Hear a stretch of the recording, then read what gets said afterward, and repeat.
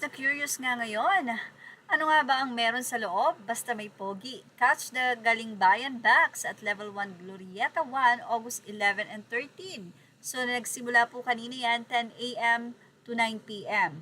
Pro tip para sa mga alipin ng papel. Get the photo card stub if you are one of the first 200 in the line, regardless of pre-registration time stop. Unahing hanapin to bago ang dulo ng pila. If you receive an express entry email, may separate line wherein you are granted priority entry.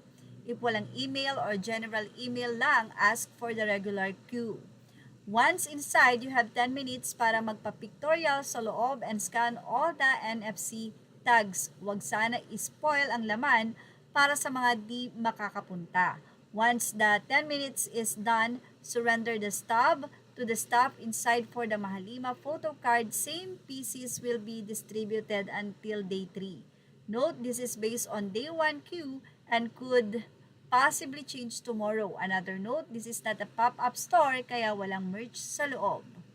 Talaga maku-curious yung mga hindi alam ko ano yung laman ng box, pero once na nagpa-register ka at nakatanggap ka ng email, malalaman mo kung ano nga ba yung nasa loob ng box na yan. Ina po sa Glorieta, ayan po ang ganap.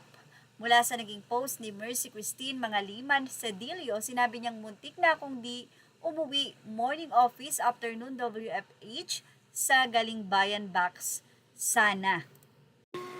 Samantala, excited na rin ang mga 18 dahil makakasama ng SB19 ang isa sa napakatagal na nga po at iconic din ng mga singers sa Pilipinas, walang iba ang The Company. Mula sa Radar.ph, a potential The Company ex-SB19 collaboration is gaining attention after the legendary OPM vocal quartet recently expressed interest in working with the P-pop powerhouse.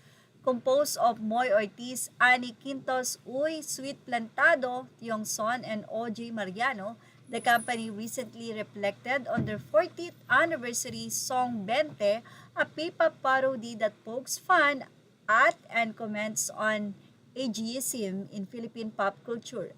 Actually, nung 40th anniversary namin, we did come up with the song Bente, written by Moy and Sweet. It was actually a very witty P-pop senior edition song. And we posted it, ang daming SB19 fans na nagsabing collab na to. The response apparently opened the door to an actual cross-generational collaboration. We are open, we'd love to work with SB19, the group said, with Sweet playfully adding, matututo kayo sa amin.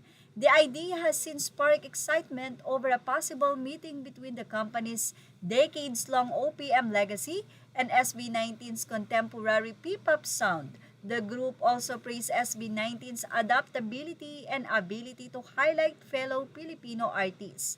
No official collaboration has been announced, however, and as of writing, SB19 has yet to publicly respond to the company's invitation.